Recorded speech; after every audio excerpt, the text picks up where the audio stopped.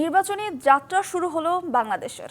জাতির উদ্দেশ্যে দেয়া ভাষণে প্রধান উপদেষ্টা ডক্টর মোহাম্মদ ইউনূস ফেব্রুয়ারিতে রমজানের আগে জাতীয় নির্বাচনের ঘোষণা দিয়েছেন। এজন্য নির্বাচন কমিশনকে চিঠি দেবে সরকার। বুধবার থেকেই শুরু হচ্ছে নির্বাচন আয়োজনের আনুষ্ঠানিক কার্যক্রম। সুষ্ঠু নির্বাচনের প্রতিশ্রুতি দিয়ে প্রধান উপদেষ্টা সতর্ক করেন, একটি গোষ্ঠী নির্বাচন বানচালের চেষ্টা চালাচ্ছে।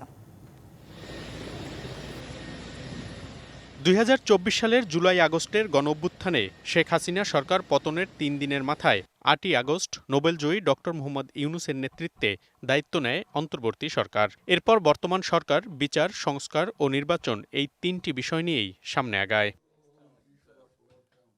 এরই মধ্যে সংস্কার ও বিচারে বেশ কিছু অগ্রগতি থাকলেও নির্বাচন নিয়ে ছিল নানা প্রশ্ন। প্রথমে ২০২৬-এর জুনের মধ্যে এবং পরে ফেব্রুয়ারির মধ্যে নির্বাচনের প্রতিশ্রুতি থাকলেও তা নিয়ে যেন এক ধরনের অনিশ্চয়তা ছিল। অবশেষে সব জল্পনা কল্পনা ছাপিয়ে মঙ্গলবার জাতির উদ্দেশ্যে দেয়া ভাষণে সব অনিশ্চয়তা দূর করে দিলেন প্রধান উপদেষ্টা। আমরা আমাদের সর্বশেষ এবং সবচেয়ে গুরুত্বপূর্ণ অধ্যায়ে প্রবেশ করব। আমরা এবার একটা নির্বাচিত সরকারের কাছে দায়িত্ব হস্তান্তরের প্রক্রিয়া শুরু করব। অন্তর্বর্তী সরকারের পক্ষ থেকে আমি প্রধান নির্বাচন কমিশনারের কাছে চিঠি পাঠাবো, যেন নির্বাচন কমিশন আগামী রমজানের আগে ২০২৬ সালের ফেব্রুয়ারি মাসে জাতীয় নির্বাচন অনুষ্ঠানের আয়োজন করেন। প্রধান উপদেষ্টা জানান, বুধবার থেকেই নির্বাচনী ট্রেনে যাত্রা শুরু হচ্ছে বাংলাদেশের। এবারের নির্বাচন যেন আনন্দ উৎসবের দিক থেকে, শান্তি শৃঙ্খলার দিক থেকে, ভোটার উপস্থিতির দিক থেকে, সৌহার্দ্য ও আন্তরিকতার দিক থেকে দেশের ইতিহাসে স্মরণীয় হয়ে থাকে। সেই জন্য সকল আয়োজন সম্পন্ন করতে আগামীকাল থেকে আমরা সকলেই মানসিক প্রস্তুতি ও প্রাতিষ্ঠানিক আয়োজন শুরু করব। ১৫ বছর মানুষ ভোট দিতে পারেনি জানিয়ে এবার একটি সুষ্ঠু নির্বাচনের আশ্বাসও দেন তিনি। দেশের মানুষের ভোটাধিকার কেড়ে নেবার কারণে গত ১৫ বছর ধরে নাগরিকবৃন্দ ভোট দিতে পারেনি। এবারের নির্বাচনে আমরা আমাদের বকেয়া আনন্দ সহ মহা আনন্দে ভোট দিতে চাই। নির্বাচনের দিনকে আমরা ঈদের উৎসবের মতো করতে চাই। একটি গোষ্ঠী নির্বাচন বানচালের চেষ্টা করছে বলেও সতর্ক করেন প্রধান উপদেষ্টা। একটা গোষ্ঠী নির্বাচনকে বাধাগ্রস্ত করার জন্য উন্মুখ হয়ে আছে। তারা দেশের গণতান্ত্রিক অগ্রযাত্রাকে ব্যাহত করতে দেশের বাইরে বসে ভেতরে থেকে নানা অপচেষ্টায় লিপ্ত রয়েছে। আমাদেরকে অবশ্যই খেয়াল রাখতে হবে তারা যেন নির্বাচনকে সংঘাতময় করে তোলার কোনো রকমের সুযোগ না পায়।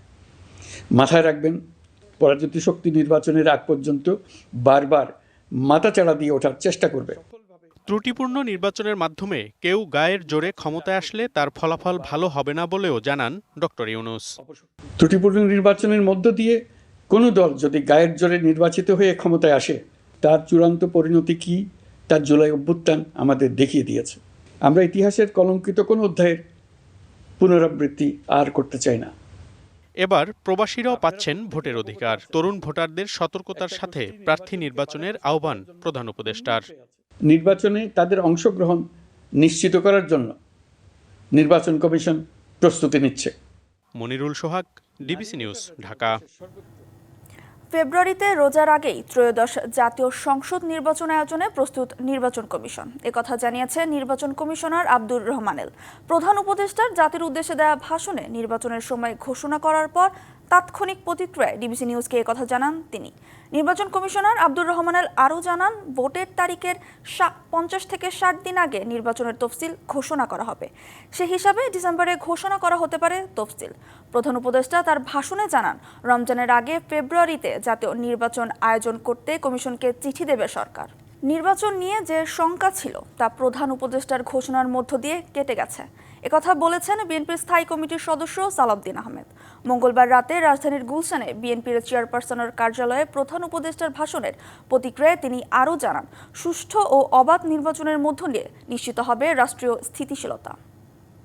মাননীয় প্রধান উপদেষ্টা আজকে যে নির্দেশনা দিয়েছেন তার ভাষণের মধ্য দিয়ে বাংলাদেশে যে নির্বাচন অনুষ্ঠান নিয়ে যে একটি দুদুল্যমানতা ছিল বলে অনেকে মনে করছিলেন, তাদের মধ্যে সেই দুদুল্যমানতাটা রইল না এবং সারা জাতি একটি নির্বাচনমুখী পরিবেশের মধ্যে দিয়ে যাবে এবং সেই নির্বাচনের আবহ সৃষ্টি হবে। বামপন্থী বিভিন্ন সংগঠনের বিক্ষোভের মধ্যে জুলাই গণঅভ্যুত্থানের প্রদর্শনী থেকে ৭১-এর যুদ্ধাপরাধে দণ্ডিত জামায়াত নেতাদের ছবি সরিয়ে নিয়েছে ঢাকা বিশ্ববিদ্যালয় প্রশাসন। মঙ্গলবার সন্ধ্যার দিকে ছবিগুলো সরিয়ে নেয় কর্তৃপক্ষ। প্রদর্শনীতে ছবিগুলো রাখার বিষয়ে নিন্দা ও ক্ষোভ জানায় ছাত্রদল। তবে ছবি নিয়ে কুতর্কের পাশাপাশি মব সৃষ্টি করার অভিযোগ ঢাকা বিশ্ববিদ্যালয়ের ছাত্র শিবির সভাপতির। জুলাই অভ্যুত্থানের বর্ষপূর্তিতে ঢাকা বিশ্ববিদ্যালয়ের টিএসসিতে ৩ দিনের চিত্র প্রদর্শনীর আয়োজন করে ছাত্র শিবির। এই আয়োজনে ৭১-এ যুদ্ধাপরাধে দণ্ডিত বেশ কয়েকজনের ছবি প্রদর্শন করা হয়। সামাজিক যোগাযোগ মাধ্যমে ছড়িয়ে পড়লে এ নিয়ে শুরু হয় সমালোচনা। এ নিয়ে ক্ষোভ জানায় বাংলাদেশ জাতীয়তাবাদী ছাত্রদল। ক্ষোভ জানান বৈষম্যবিরোধী ছাত্র আন্দোলনের সাবেক মুখপাত্র উমামা ফাতেমাও। পরে মঙ্গলবার সন্ধ্যায় প্রদর্শনীকে গণ-অভ্যুত্থান দিবসের চেতনার প্রতি অবমাননার আখ্যা দিয়ে বিক্ষোভ করে বিভিন্ন বামপন্থী সংগঠন। এই বিক্ষোভের সময় তাদের মুখে ছিল নানা প্রতিবাদী স্লোগান। বিক্ষোভের মুখে প্রদর্শনী থেকে যুদ্ধাপরাধে দণ্ডিতদের ছবি সরিয়ে নেয় ঢাকা বিশ্ববিদ্যালয় প্রশাসন। তবে এই ঘটনা নিয়ে ছাত্র শিবিরের ঢাকা বিশ্ববিদ্যালয়ের সভাপতি SM ফরহাদ ফেসবুক পোস্টে লেখেন, ছবিগুলো নিয়ে কুতর্কের পাশাপাশি মব সৃষ্টি করা হয়েছে। Asif Khan, DBC news. July গণঅভ্যুত্থানে ফ্যাসিস্ট শেখ হাসিনার পতনের মধ্য দিয়ে ১৫ বছরের দুঃশাসনের অবসান হয়। ৬ আগস্ট ২০২৪ ফ্যাসিবাদ পতনের পর নতুন এক সূর্যোদয়। দীর্ঘদিনের রাজনৈতিক অস্থিরতার অবসানে মানুষের মাঝে আসে আনন্দ, স্বস্তি ও মুক্তির অনুভূতি। রাজনৈতিক পট পরিবর্তনে একটি গণতান্ত্রিক ভবিষ্যতের আশায় মিশ্র অনুভূতি নিয়ে শুরু হয় নতুন সকাল। কর্মব্যস্ততা শুরু হওয়ার আগে গণ অভ্যুত্থানের প্রতিক্রিয়া এবং ভবিষ্যৎ নিয়ে দিনভর আলোচনায় সরব ছিল গলি থেকে রাজপথ। রক্তক্ষয়ী এক বিপ্লবের মধ্য দিয়ে ২০২৪ সালের ৫ই আগস্ট দীর্ঘ ১৫ বছরের ফ্যাসিবাদী শাসনের অবসান হয়। পালিয়ে যায় স্বৈরাচার শেখ হাসিনা। রাতভর বিজয় উল্লাসের পর মুক্ত বাংলাদেশকে আলোকিত করে ৬ আগস্টের প্রথম সূর্যোদয়। একটা গণ অভ্যুত্থান এবং অভ্যুত্থানের মাধ্যমে সরকার পতন, এই আমাদের জেনারেশন যারা, আমরা এর আগে কখনো দেখিনি। আসলে আমাদের কাছে এই আন্দোলনটা এক প্রকার যুদ্ধের মতো হয়ে গেছে। তো কোনো যুদ্ধেতে যখন আমরা নামি, যুদ্ধের পর জয় হলে আমাদের মধ্যে যে আনন্দটা থাকা উচিত, সেই আনন্দটা আমরা অনুভব করেছি। নির্ভয়ে কথা বলার স্বাধীনতা পায় মানুষ। জেল, জুলুম আর গুম খুনের ভয় নেই কারো মনে। মজলুমের আনন্দের দিনে আত্মগোপনে যায় ফ্যাসিবাদের দোসররা। নতুন সরকার ব্যবস্থা নিয়ে চাপা গুঞ্জনের মধ্যেই ডক্টর মুহাম্মদ ইউনূসকে অন্তর্বর্তী সরকারের প্রধান করার সিদ্ধান্ত হয়। ভেঙে দেয়া হয় প্রশ্নবিদ্ধ দ্বাদশ জাতীয় সংসদ।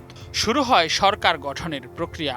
৬.৫ বছর পর মুক্ত হন বেগম খালেদা জিয়া। একে একে মুক্ত হন অন্যান্য রাজবন্দীরা। আয়নাঘর থেকেও মুক্তি মেলে গুমের শিকার অনেকের। আলহামদুলিল্লাহ, এতদিন মনে হয় যেন পরাধীন ছিলাম, আবদ্ধ ছিলাম। ওই দিনটা মানে স্বাধীন মনে হয়েছে। যারাই শহীদ হয়েছেন, যে ভাই বোনেরা, তাদের শহীদ হওয়াটা বৃথা যায়নি। এমন বাংলাদেশ চেয়েছিলাম যেখানে কোনো সহিংসতা থাকবে না, যেখানে ধর্ম বা অন্য কোনো কিছু নিয়ে কোনো বিভেদ থাকবে না। ঠিক তেমন একটা দৃশ্য আমি দেখতে পেয়েছি। জনতার আক্রোশে ভীত সন্ত্রস্ত হয়ে পালিয়ে যায় থানা পুলিশ। আত্মগোপনে যায় শীর্ষ পুলিশ কর্মকর্তারাও।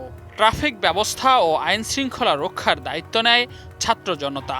বিভিন্ন স্থানে জনতার হাতে ধরা পড়ে পতিত আওয়ামী লীগের দোসররা। সারা দেশে চলে ফ্যাসিবাদ পতনের আনন্দ মিছিল। আমার মতে সবচেয়ে বেশি আতঙ্কের একটা জায়গা ছিল, সেটা হচ্ছে হিন্দু সম্প্রদায়ের মানুষ, এবং আমাদের পরবর্তী সরকার কে হাতে নিবে, এটা তো জনমানুষের সবার মধ্যে একটা প্রশ্ন ছিল। সর্বোচ্চটা দিয়ে যার জায়গা থেকে আর কি চেষ্টা করেছে যেন সব কিছু ভালোভাবে নিয়ন্ত্রণ রাখা যায়। তো আমরা বিজয়টা অনেক কষ্ট করে অর্জন করেছি। আমরা তখন চাইনি যে এটার জন্য কোনো অশান্তি সৃষ্টি হোক। ৩৬ দিনের আন্দোলনে রক্তাক্ত রাজপথ হয়ে ওঠে বাধাহীন। বাঁধ ভাঙা উচ্ছ্বাসে দেশের মানুষের কণ্ঠে উচ্চারিত হয় মুক্তির জয়গান। Redwanul Haque, DBC news, Dhaka. Bangladesh Netherlands টি-20 সিরিজের সূচি ঘোষণা করল বিসিবি। এশিয়া কাপের প্রস্তুতি হিসেবে এই সিরিজ খেলবে টাইগাররা। সূচি অনুযায়ী আগামী ২৬শে আগস্ট বাংলাদেশে পা রাখবে নেদারল্যান্ডস দল। সিরিজের প্রথম টি-20 ম্যাচ মাঠে গড়াবে 30 আগস্ট।